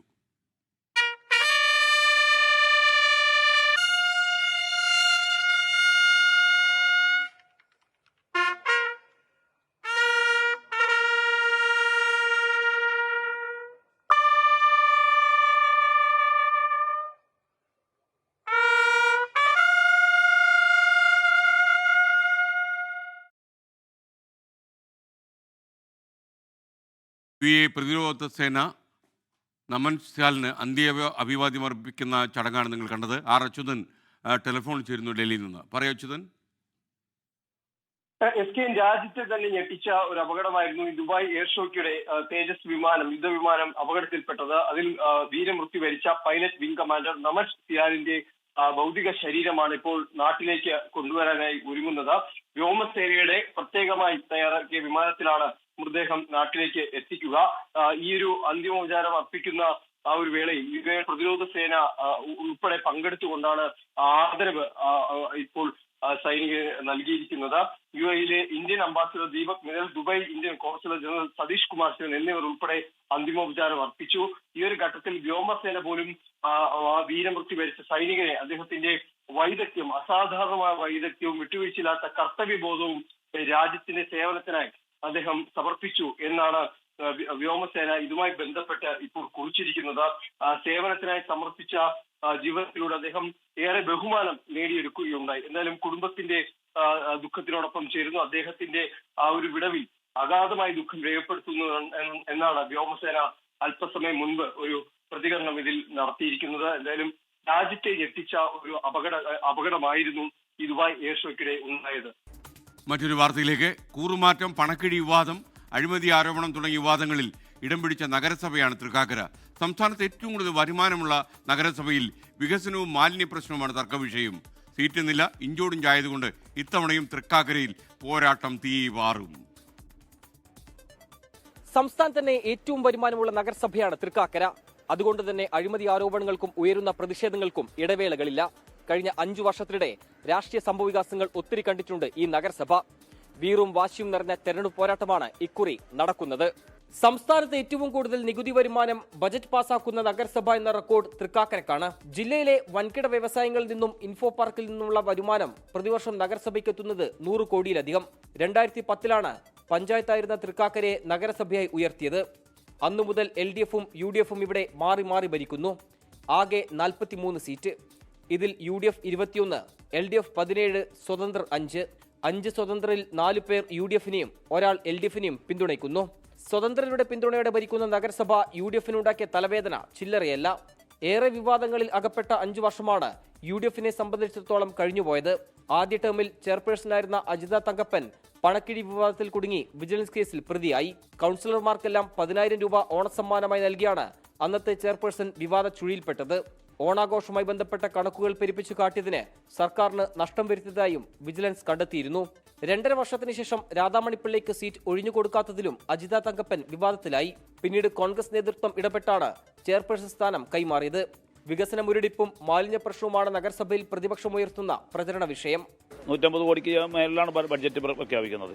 ഈ ബഡ്ജറ്റിൽ പറയുന്ന ഒരു കാര്യങ്ങളും ഇവർ നടപ്പിലാക്കിയിട്ടില്ല. സമീപ നഗരസഭകളെ എടുത്തു പരിശോധിച്ച് നോക്കിയാൽ ഏറ്റവും പിന്നോക്കം നിൽക്കുന്ന, ഈ 5 വർഷക്കാലം കൊണ്ട് ഏറ്റവും പിന്നോക്കം നിൽക്കുന്ന, ഏറ്റവും സാമ്പത്തിക ശേഷിയുള്ള ഒരു നഗരസഭ എന്ന നിലയിൽ പൊതുവായിട്ടുള്ള ഒരു വികസനവും ഈ തൃക്കാക്കരയുടെ മണ്ണിൽ അവർക്ക് കാഴ്ചവെക്കാൻ സാധിച്ചിട്ടില്ല. കാക്കനാട് വാണാച്ചിറയിൽ 50 സെന്റിൽ ഉയരുന്ന ഫ്ളാറ്റ് അടിസ്ഥാന വികസന പദ്ധതിയിൽ തുടർഭരണം നേടുമെന്ന പ്രതീക്ഷയിലാണ് ഭരണപക്ഷം. 10 അംഗൻവാടികൾ പൂർത്തിയാക്കി. അംഗൻവാടികൾ മാത്രമല്ല, കുടിവെള്ളം, ഹോസ്പിറ്റല്, സ്കൂള്, റോഡുകൾ, ഒരു മേഖലയിൽ മാത്രമല്ല എല്ലാ മേഖലയിലും നല്ല പ്രോഗ്രസ് ഉണ്ട്. നമ്മൾ പ്രതീക്ഷയാണല്ലോ നമ്മുടെ ജീവിതം തന്നെ, നാളേക്കുള്ളൊരു പ്രതീക്ഷയാണല്ലോ. അപ്പോൾ അതുപോലെ നമ്മൾ പ്രതീക്ഷിക്കുന്നു, നമ്മൾ അതുപോലെ വികസനങ്ങളൊക്കെ ചെയ്തിട്ടുണ്ട്. വാർഡ് വിഭജനമടക്കം വന്നതോടെ വാർഡുകളുടെ എണ്ണം 43-ൽ നിന്ന് 48 ഉയർന്നു. നഗരസഭയിലെ വിജയപരാജയം പ്രവചനാതീതമാണ്. രാഷ്ട്രീയ വിവാദങ്ങൾ സൃഷ്ടിച്ച തീക്കാറ്റിൽ UDFിന് അടിതെറ്റുമോ, ഇടതിന് അനുകൂലമാകുമോ? ഗ്ലാമർ പോരാട്ടത്തിന്റെ വിധി അറിയാനുള്ള ആകാംക്ഷയിലാണ് തൃക്കാക്കര. കൊച്ചിയിൽ നിന്ന് രാഹുൽ സുദേവിനൊപ്പം നിതിൻ അംബുജൻ, 24. ഇടുക്കി കട്ടപ്പന നഗരസഭയിൽ BJP സ്ഥാനാർത്ഥിയുടെ നാമനിർദ്ദേശ പത്രിക തള്ളി. വാർഡ് 7-ലെ സ്ഥാനാർത്ഥി അമൃത പ്രസാദിന്റെ നാമനിർദ്ദേശ പത്രികയാണ് തള്ളിയത്. 21 വയസ്സ് പൂർത്തിയായിട്ടില്ല എന്ന് ചൂണ്ടിക്കാണിച്ചാണ് പത്രിക തള്ളിയത്. രാഹുൽ വിജയനാണ് കട്ടപ്പനയിൽ നിന്ന് ചേരുന്നത്. ഏറ്റവും പ്രധാനപ്പെട്ട ഒരു വാർത്ത തന്നെയാണ് കട്ടപ്പന നഗരസഭയിൽ നിന്ന് വരുന്നത്. പറയൂ രാഹുൽ. ഏറ്റവും പ്രായം കുറഞ്ഞ സ്ഥാനാർത്ഥി എന്ന നിലയിലാണ് കട്ടപ്പന നഗരസഭയിൽ BJP ഈ അമൃത സുരേഷിനെ സ്ഥാനാർത്ഥിയാക്കിയത്. എന്നാൽ പ്രായം തികഞ്ഞിട്ടില്ല. ഈ തദ്ദേശ സ്ഥാപനങ്ങളിലേക്ക് മത്സരിക്കേണ്ട പ്രായപരിധി എന്ന് പറയുന്നത് 21 വയസ്സാണ്. 21 വയസ്സാകാൻ അമൃതയ്ക്ക് ഇനിയും 1 മാസം കൂടി കാത്തിരിക്കേണ്ടതുണ്ട്. പക്ഷേ അത് നോക്കാതെയാണ് ഈ സ്ഥാനാർത്ഥിത്വത്തിലേക്ക് വന്നത് അമൃത എന്നുള്ളതാണ് വളരെ പ്രധാനപ്പെട്ട കാര്യം. അത് കണ്ടെത്തിയതോടുകൂടിയാണ് ഈ നാമനിർദ്ദേശ പത്രിക തള്ളുകയും ചെയ്തിട്ടുള്ളത്. ഇവിടെ എടുത്തു പറയേണ്ട മറ്റൊരു കാര്യം, ഇവിടെ ഡമ്മി സ്ഥാനാർത്ഥിനെയും ഈ BJP നിർത്തിയിട്ടുണ്ടായിരുന്നില്ല. അതുകൊണ്ട് തന്നെ ഈ നത്തുകല്ല് വാർഡിൽ കട്ടപ്പന നഗരസഭയിലെ 7ാം ഡിവിഷൻ ആ നത്തുകല്ല് വാർഡ്, അവിടെ BJPക്ക് സ്ഥാനാർത്ഥി ഉണ്ടാകില്ല എന്നുള്ളതാണ് ഈ ഘട്ടത്തിൽ നമുക്ക് മനസ്സിലാക്കാൻ കഴിയുന്നത്. ജില്ലയിൽ ആകമാനം 125 പേരുടെ പത്രികയാണ് തള്ളിയിട്ടുള്ളത്. അതിൽ ഏറ്റവും പ്രധാനപ്പെട്ട പാർട്ടിയിൽപ്പെട്ട ഒരു സ്ഥാനാർത്ഥിയുടെ പത്രിക തള്ളുന്നതും കട്ടപ്പന നഗരസഭയിലേതാണ്. Okay, thank you Rahul Vijayan. Palakkad BJPയിൽ ഒരു വിഭാഗീയതയും ഇല്ലെന്നും എല്ലാം മാധ്യമങ്ങൾ ഉണ്ടാക്കിയതാണെന്നും BJP നേതാവ് കൃഷ്ണദാസ്. രാഷ്ട്രീയം എല്ലാവരുടെയും കപ്പുട്ടിയല്ലെന്നും മുൻ നഗരസഭാ അധ്യക്ഷ പ്രിയ അജയന്റെ പ്രവചനങ്ങൾക്ക് കൃഷ്ണദാസൻ മറുപടിയായി പറഞ്ഞു. ഈ സ്ഥാനാർത്ഥി പ്രഖ്യാപനം മുതൽ ഏറെ ചർച്ച ചെയ്യപ്പെട്ട ഒരു വാർഡാണ് പട്ടിക്കര. BJPയുടെ സംസ്ഥാന ട്രഷറർ കൃഷ്ണദാസ് മത്സരിക്കുന്ന ഒരു വാർഡ് കൂടിയാണ്. ഇപ്പോൾ നമുക്ക് പട്ടിക്കരയിലെ ഒരു വീട്ടിൽ കൃഷ്ണദാസ് ഏട്ടനുണ്ട്. നമസ്കാരം. എങ്ങനെ പോകുന്നു പ്രചാരണം? നല്ല വിധത്തിൽ പോകുന്നു. വാർഡിലെ ഓരോ വീട്ടിലും കയറി ഈ വാർഡിലെ ജനങ്ങളെ നേരിട്ട് പരിചയപ്പെടുന്നു. പാലക്കാട്ടെ BJP എന്ന് പറയുമ്പോൾ അത് കൂടുതൽ മറ്റ് സ്ഥലങ്ങളിലെ അപേക്ഷിച്ച് കൂടുതൽ ശക്തമായി നിൽക്കുന്നു എന്നൊരു സാഹചര്യമുണ്ട്. അത് തുടരും എന്നൊരു പ്രതീക്ഷയുണ്ടോ? റെസ്പോൺസ് അല്ല, 100%. അതായത് നരേന്ദ്രമോദി ഭരിക്കുന്ന കേന്ദ്ര സർക്കാർ ഈ നഗരസഭയ്ക്ക് ഏകദേശം 400 കോടി രൂപയാണ് വ്യത്യസ്ത പദ്ധതികളിൽ തന്നിട്ടുള്ളത്. ഇപ്പോൾ ഒരു 2 മാസം മുമ്പ് വലിയങ്ങാടി പ്രദേശത്തിൻ്റെ വികസനത്തിന് വേണ്ടി മാത്രം 140 കോടി രൂപയുടെ ഒരു പദ്ധതിയാണ് പാസ്സാക്കിയിട്ടുള്ളത്. മുൻ നഗരസഭാ അധ്യക്ഷ പ്രിയ അജയൻ ഉൾപ്പെടെ ഇന്നൊരു നേതൃത്വത്തിനെതിരെ ആഞ്ഞടിച്ചിട്ടുണ്ട്. അത്യാവശ്യം നല്ല ഈ പറയുന്നവരിൽ ഈ മെയ്വഴക്കമുണ്ടെങ്കിൽ മാത്രമേ ഇതിൽ ഈ പറയുന്ന രീതിയിൽ പൊതുപ്രവർത്തനം എന്നുള്ള ഒരു സംഗതി ചെയ്യാൻ സാധിക്കുകയുള്ളൂ. സ്വാഭാവികമായിട്ടും അത് it is not every one's cup of tea എന്ന് ഇംഗ്ലീഷിൽ പറയും. പാലക്കാട് എപ്പോഴും BJP മാത്രം ഫോക്കസ് ചെയ്യപ്പെടുന്നു എന്ന് തോന്നിയിട്ടുണ്ട്. 100%. അത് നിങ്ങൾ മാധ്യമങ്ങൾക്ക് പ്രത്യേക കൊട്ടേഷൻ കിട്ടിയിട്ടുണ്ട് എന്നാണ് ഞാൻ മനസ്സിലാക്കുന്നത്. പ്രിയ അജയനും പ്രമീള ശശിധരനും ഉൾപ്പെടെയുള്ള പാർട്ടിയുടെ മുഖമായി തന്നെ പ്രവർത്തിച്ചവരൊക്കെ ചൂണ്ടിക്കാട്ടിയ ഒരു കാര്യമുണ്ട്. അതായത് BJPയിലെ വിഭാഗീയത എടുത്തു പറയുകയാണെങ്കിൽ പേരെടുത്ത് തന്നെ പറഞ്ഞാൽ കൃഷ്ണകുമാർ പക്ഷവും അല്ലാത്തവരും അങ്ങനെ മറുപക്ഷവും അങ്ങനെ തന്നെ പേര് പറയുന്നു. അപ്പോൾ അങ്ങനെ എപ്പോഴെങ്കിലും താങ്കൾക്ക് ഫീൽ ചെയ്തിട്ടുണ്ട്? ഒരിക്കലുമില്ല. ഇവിടെ ആകെ കേരളത്തിൽ ഒരു പക്ഷേ ഉള്ളൂ. അത് ബഹുമാന്യനായ സംസ്ഥാന അധ്യക്ഷൻ രാജീവ് ചന്ദ്രശേഖർജിയുടെ പക്ഷം. ഇന്ത്യ രാജ്യത്ത് ഒരൊറ്റ BJPയുടെ പക്ഷമേ ഉള്ളൂ. അത് JP നഡ്ഡയുടെ പക്ഷം. കൃഷ്ണകുമാർ പക്ഷമെന്നോ മറുപക്ഷമെന്നോ ഒരു ചേരിത്തിരിവൊന്നുമില്ല. ഒറ്റക്കെട്ടായി പ്രവർത്തിക്കും. വിജയം, ഭരണ തുടർച്ച അത് ഉറപ്പിക്കുമെന്ന് തന്നെയാണ് ഈ സ്ഥാനാർത്ഥി ഉൾപ്പെടെയുള്ളവർ പങ്കുവെക്കുന്നത്. Thank you Aishathul Shamna. ഷംന, മറ്റൊരു വാർത്ത അറിയിക്കുന്നു. വാടക കെട്ടിടത്തിനുള്ളിൽ അഴുകിയ നിലയിൽ മൃതദേഹം കണ്ടു. പട്ടാമ്പി നന്നമുക്ക് പഞ്ചായത്തിലെ കല്ലൂർമ സ്വദേശി പടിക്കൽ വീട്ടിൽ ശ്രീജിത്തിൻ്റെ മൃതദേഹമാണ് കണ്ടെത്തിയത്. ശ്രീജിത്തിന് 45 വയസ്സ് പ്രായമുണ്ടായിരുന്നു. ദുർഗന്ധം വമിച്ചതിനെ തുടർന്ന് സമീപവാസികൾ ചേർന്ന് നടത്തിയ പരിശോധനയിലാണ് മൃതദേഹം കണ്ടത്. മൃതദേഹത്തിന് 3 ദിവസമെങ്കിലും പഴക്കമുണ്ടെന്നാണ് പ്രാഥമികമായി പോലീസിന് ലഭിക്കുന്ന വിവരം. ലോകത്തെവിടെയായാലും ഏത് സമയത്തും 24 വാർത്തകളും ഓഗ്മെന്റഡ് റിയാലിറ്റി പാക്കേജുകളും എക്സ്പ്ലെയിനറുകളും വിശദമായി കാണാൻ ഞങ്ങളുടെ YouTube ചാനൽ നിങ്ങൾക്ക് സബ്സ്ക്രൈബ് ചെയ്യാം.